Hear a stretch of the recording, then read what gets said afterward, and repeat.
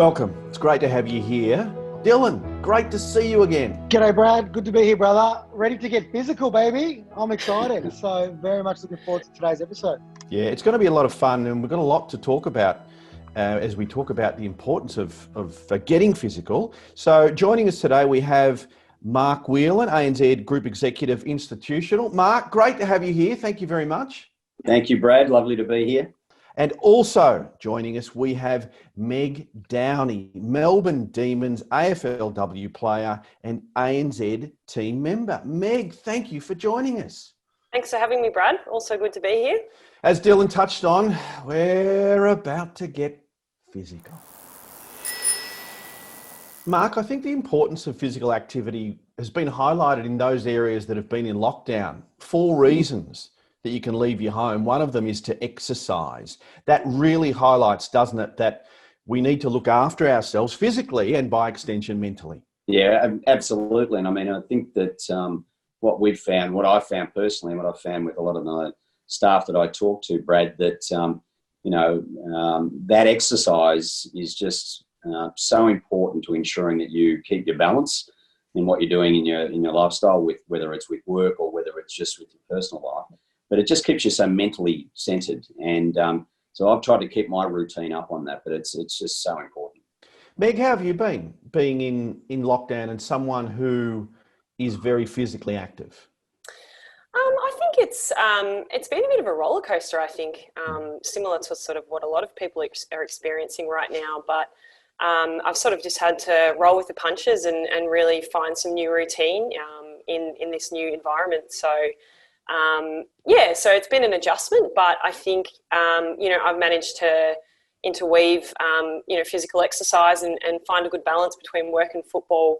But yeah, it has taken a little bit of an adjustment to make that happen. Dylan, in one of our previous chapters, you only had a small window where you were able to go out and get on the tennis court and have a hit, which highlights to me that you might not have much time, but it's about prioritising, and you need to make the most of that and be physically active. Yeah, exactly right, Brad. And you might think, because Meg and I are professional athletes, right, getting out of bed and going to exercise is easy at the moment through a pandemic. I can tell you, it's bloody hard for us as well. It's very easy sitting on the couch and you fall into the trap whereby once your routine is broken, you start sometimes bad habits and things like that. And I've probably sat on the couch more than I ever have because I've been forced to. And the one thing I learned is when I'm not physically active, geez, it affects my mental well-being as well. There is such a correlation between getting out and about and then not only feeling physically healthy, but, feeling mentally centered, as Mark said. It's tough. It's tough when you can't get out and doing it. And as you said, it shows how much we have to prioritize being physically active because of how much it benefits you holistically. And I've been very lucky that throughout the lockdown in certain areas, I've been able to play tennis. But when I had a 6-week break where I couldn't have a hit, I missed it so much. Like, it made me realize how important it is to me, how important it is to get out and be active, to be fit, to be healthy and get out and do some exercise. And I never really thought about it as much. I just did it because it was a part of my life. But now I realize how much it helps me become, the best version of me that I can become.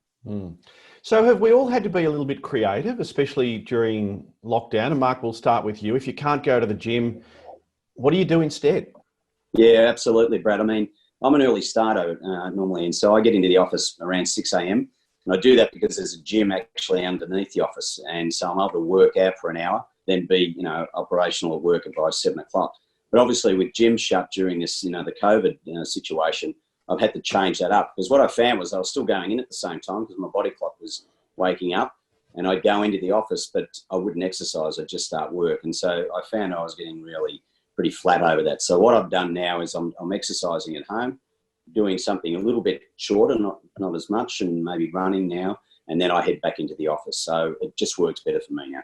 Meg and Dill, we'll start with you, Meg. What have you been doing to be creative? Because yes, you can't do some things, but you can do other things. Yeah, I think so. I guess there's the training element of my football career that I've had to adjust and make sure I'm fitting in time for that. And I've made a couple of adjustments around, my working schedule, and ANZ offers me some really great flexibility. So I make the most of that, and I split my Tuesdays and Thursdays in half. So I do half days on those days and get my training in on those days. But I'm used to having access to a really sort of well-equipped gym and really sort of great facilities for running and weights and all that sort of thing. So I've had to be very creative in terms of how I've used some different pieces of equipment to do my weights.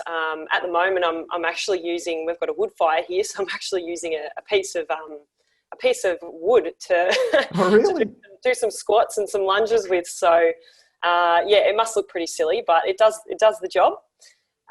There's been other things where I've had to sort of make adjustments, and it's not just about my training, as I mentioned. Getting into the gardening a little bit more outside, and just to sort of get a little bit more movement in my life now that everything's sort of contained within the four walls of my house. So, yeah. And what about you, Del? It's been tough. I tell you what I've been missing, apart from having gyms, is not having access to someone help me. It's really hard, obviously, being in a wheelchair, setting up gym equipment and doing all kinds of things. So having a trainer is really important. So eliminating that out of my life has been pretty tough. I've got some dumbbells that I reckon are from the 1970s. So I'm feeling super Arnold Schwarzenegger in his pump days, probably not as big though. And I've been, obviously not having the tennis courts been really, really tough. So I've had to try and find other ways to do conditioning. I tell you what I have been doing. I've been doing track work, so at a running track. Whoever chose to do athletics as a sport, they must have a screw loose. It is so painful. I'll take the strawberries and cream at Wimbledon any day over doing I'm telling you, doing the athletic stuff. Yeah, exactly right. So it's been, but I've actually kind of enjoyed also trying to find other ways to train. So finding ways to adjust and work at home have been so important to me, because I did go through a patch where I was probably a bit too lazy, and I felt the effects, not only physically and mentally as well. So on that, and a question for all of you. Mark, we'll start with you. Can you describe your behaviour and mindset when you don't get to do physical exercise? Yeah, I mean, there's probably two things that would jump to mind on that for me. One, significantly more or less productive, in that, my mind wanders, and I find that tasks that would normally take me a shorter amount of time, I'm sort of going back over it, a lot, and it makes for a really long day. I just find it just disrupts the whole day. And I exercise morning, so really important for me that I get that done, because I do find that I'm significantly more effective. Things get done more quickly. Second thing is I just sleep better. I mean, the other issue that we're finding with a lot of people is the anxiety that's around with this COVID-19 thing. Means that a lot of people's sleep patterns are already under stress because of anxiety. I find if I don't exercise, then my sleep patterns completely change. I'm awake early. So they're the two things that would jump out at me, Brett. Meg, being honest, sharing a little bit of yourself. How are you if you're not doing any physical activity? I find that my mind's not as clear. So, when I'm trying to work as in ANZ work, I'm just not quite good at problem solving if I haven't sort of had some time to exercise and clear my mind. I think, it sort of stops my ability to be as present as well. I find that exercise is really, it's something that really sort of brings you into the moment, and and just, like I said, sort of allows your mind to be cleared. So without that, I don't think I'm quite as efficient or able to problem solve quite as well. And it also just lifts my mood generally. Exercising in the morning is just one of the best ways to start the day.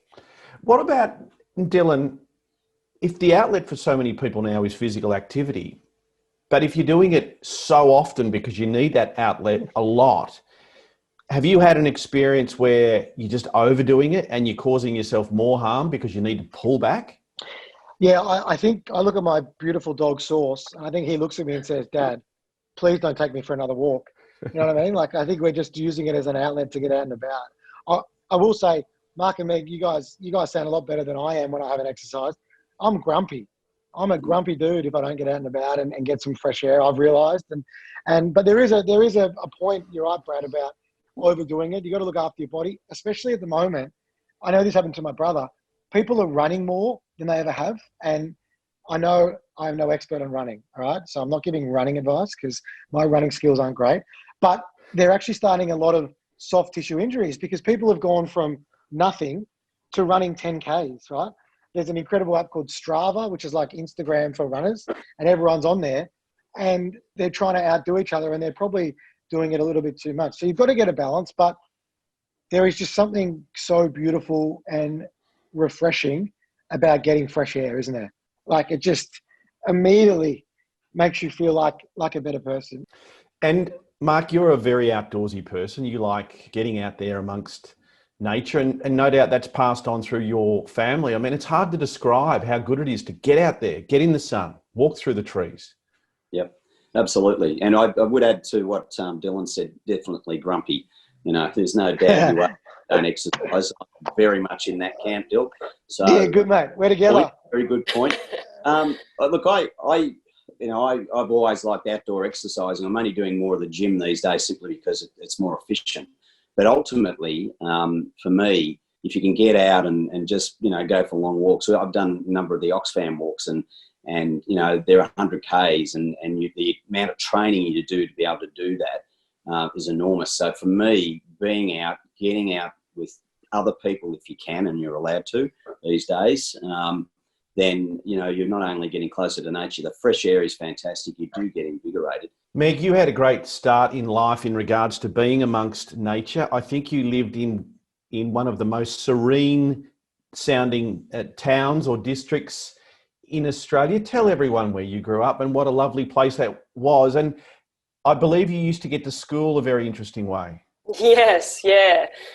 This is a story I do like telling people, but no, I grew up in a little country town in West Gippsland called Shady Creek.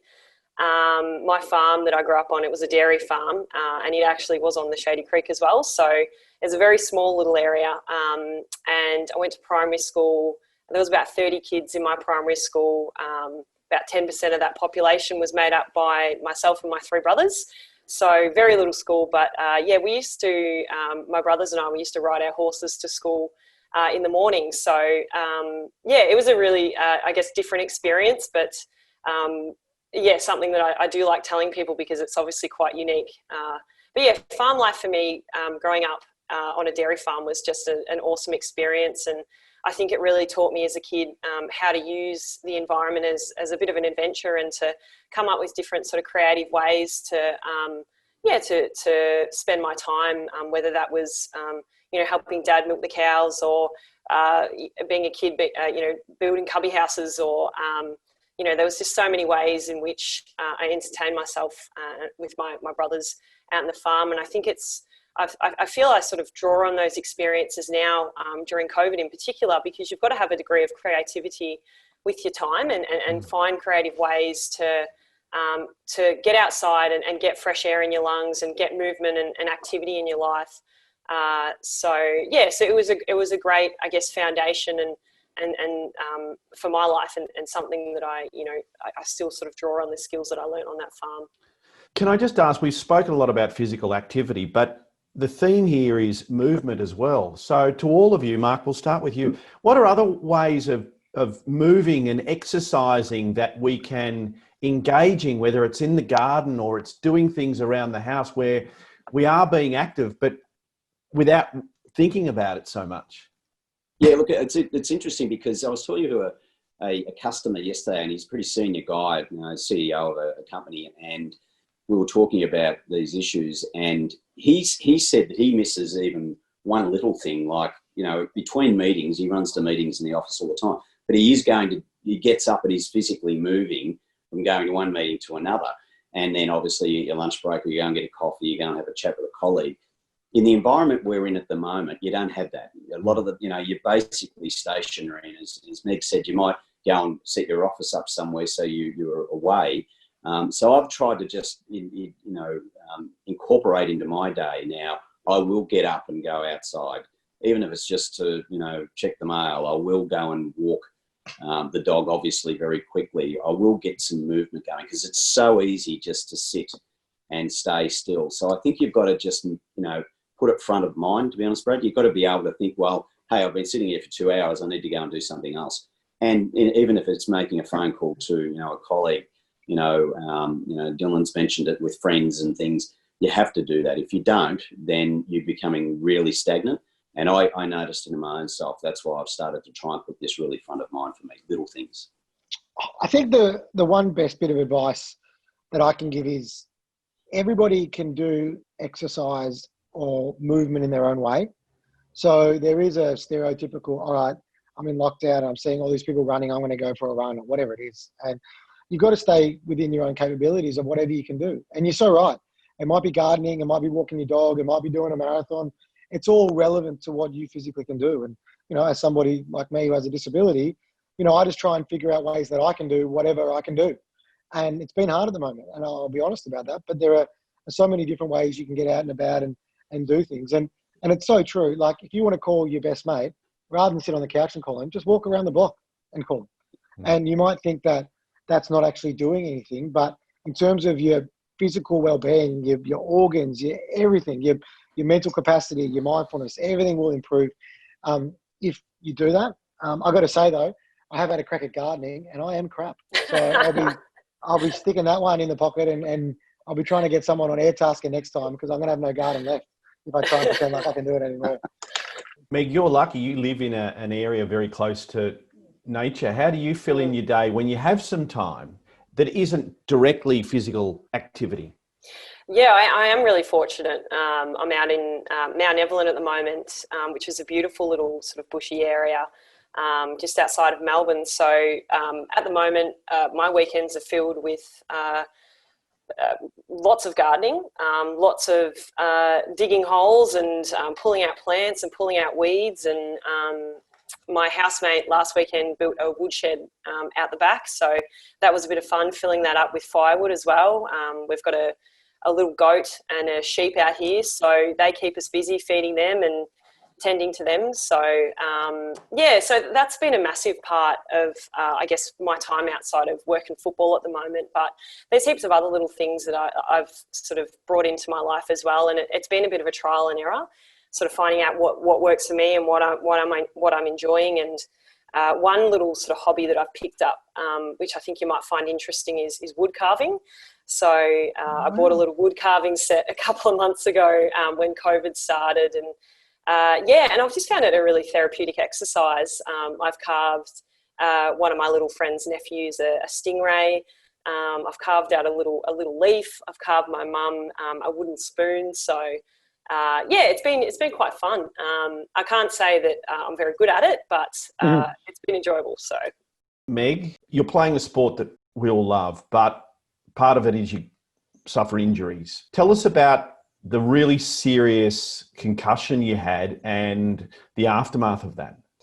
Yeah, so the 2017 inaugural AFLW year, it was round 2, and there was obviously a lot of build up to round 1, and even the whole competition starting, like there was just so much energy and so much excitement, and we'd really pre-season, we'd really worked so hard as a group. And Dylan, I know you'll know this, but the amount of energy and effort that goes into preparing your body for big competitions is huge.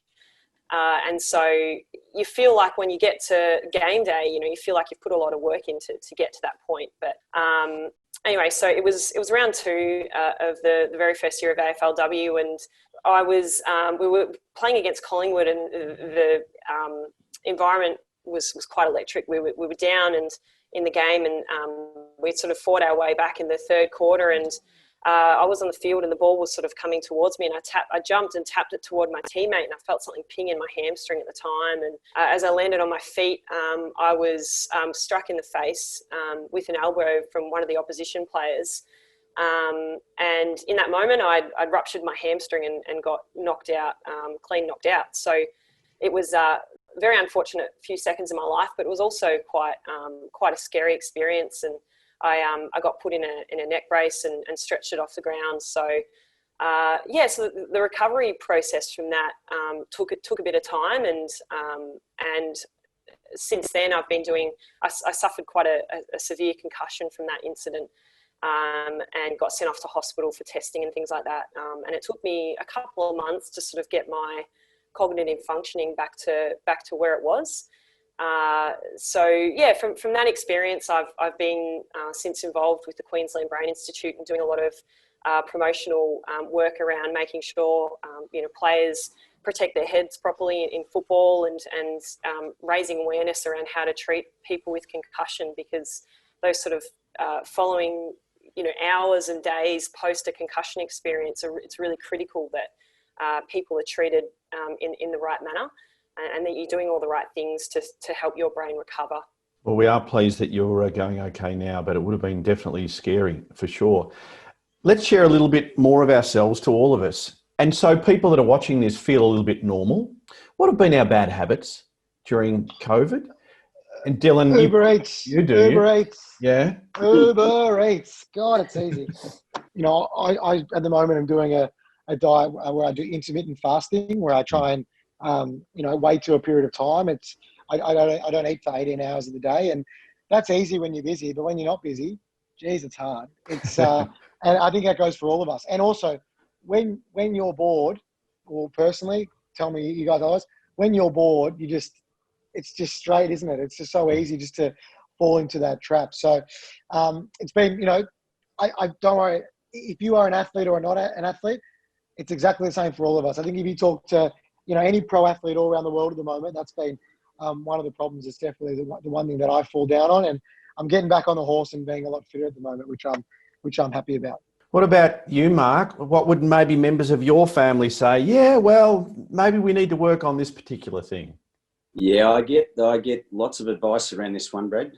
Lots shortage of it. My wife's very good with the food, and she's got me trying this thing that Dill's tried with the not eat for 18 hours. I struggle with that. But my big I suppose problem is I have too many reds at night with too much sugar. So I usually have reds and chocolate, and sitting still watching a lot of the footy because it's on every day at the moment. Mm-hmm. So I think they're the three bad things in my space. So I'm trying to moderate each of those at the moment. And Meg, the fact that we're all talking about this, Mark used the word there, struggle. We all struggle, don't we, at times? Yeah, absolutely. I think, even if someone doesn't sort of show it like we're all, no one's immune to struggle in their life. And I think everyone's definitely felt that over the last, couple of months. And one of the things that sort of helped me through that experience is really just sort of opening up and talking to people about it. And, and it's varied in, I guess,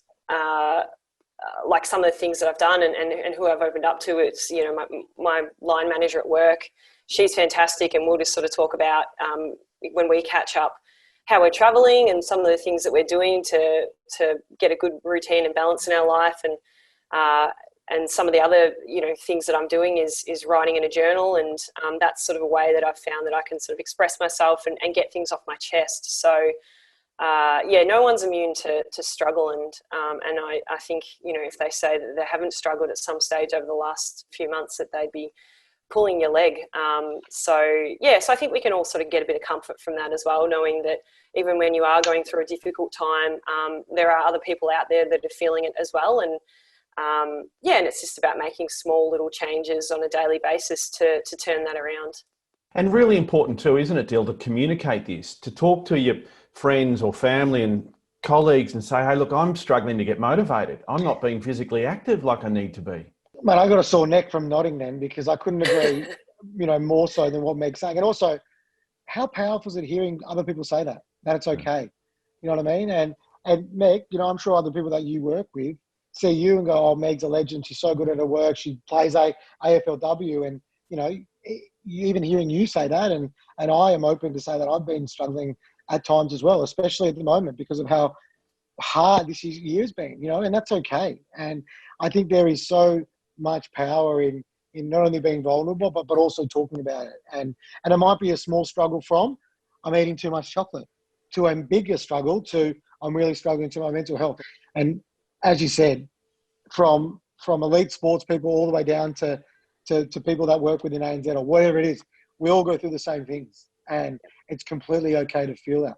So a final word then from all of you, and we'll start with Mark. What are some basic tips? Maybe someone is in a rut, they're not motivated, the alarm goes off in the morning and they're turning it off. How do they turn that around? How do they set the goals that they can hopefully achieve? Yeah, I think it's the little things. I think you do have to have some degree of routine, but within that routine, I think you've got to think about the little things that are really important to you as an individual. They'll be different for elite athletes to there'll be subtle differences to elite athletes to, say, business people. I find myself sitting in front of Zoom and video meetings, 10 hours of a day these days. And so I'm trying to break that up a little bit. And I think people just need to remember what's important is their health as the primary issue, and everything else should come after that. And so little things during the day to ensure that you're looking after yourself personally, I think is whatever that might be. What about you, Meg? I think that if I could sort of impart any lessons and what's helped me over the last few months, it's really being kind to myself. That's helped a lot. I think particularly, I hold myself at a very high standard when it comes to my training and things like that. And at times it's just been, I've sort of just felt like, I just don't want to train today. I don't have the motivation for it. And sometimes I think it's okay to feel like that and to accept that, I'm just having a bad day, and that's okay. So I found, being kind to myself is a massive one. But then also at the beginning of COVID, I sort of found that I was looking at this situation as if it was like a challenging situation to be in. And I felt like I was, a little bit down on myself, and I tried to flip my mindset and look at this period of time as more so, rather than sort of like wallowing in sadness or anything like that, flipping my mindset and looking at this as a challenge in my life. And when I sort of flipped that and started thinking about it in a way that it was a challenge, it made me think, well, how can I, what's the opportunity for growth in this experience? And that sort of helped me think of it more like a competition, and I guess that's how my brain works. But I want to look back on this period of time when it's over, because one day it will end, and go, you know what, I was really proud of the way that I stood up and I did these things. I brought these tips or tools or tricks into my life in order to overcome that challenge. And this is how I've grown as an individual. So so that's sort of, I guess, the mindset that I've really tried to switch to and look through, look at it in that lens. We finish with words of wisdom from Dylan. Look, I couldn't have said any better than that. It's so important to give ourselves a break at the moment, because we can get so caught up in all the pressure of what's going on. And Meg, you said it so beautifully. You do have to be kind. And that one other thing that I've realized is we are not all alone in this. Like, we are all going through this together, and it's so important to, share resources, but also connect with each other, because sometimes it can feel at the moment like, oh, everything's getting cancelled in my life. I'm losing this. I've gone down to 4 days at work, and it just gets bigger and bigger, as a cloud of pressure. And we will get through it. We really will. Well, thank you, everyone. Mark, isn't it wonderful to be able to share ideas? Yeah, absolutely. It's the best thing we can do in this environment. And Meg, it's just a reminder that we all have our battles, we have our struggles, but if we can get out and walk, garden, carve wood, it helps. Yeah, absolutely. I think now's the time to be creative and find ways to get ourselves through this. But it will end one day, and I think we'll all be better for this experience. So we've just got to stick together and get through it. And Dill, we are sticking together, which is just fabulous, isn't it? Yeah, it's been, that's why I love, being able to do these wellbeing conversations. It not only helps me, like I get such a benefit from hearing other people's stories and the little tips and tricks. Thank you very much, Meg. Thank you, Mark. And thank you, Dylan. And thank you for joining us on the Wellbeing Conversation. Hey everyone, Dylan Alcott again. Now, we touched on a few topics around mental health throughout that chat. Now, if that brought up anything for you, make sure you reach out to beyondblue.org.au, or their phone number is 1300 22 4636. You can also hit up Lifeline on 13 11 14, or reach out to the people within your ANZ teams and they'll be able to help. And here's a little taste on what's coming up on the next episode of the Wellbeing Conversation.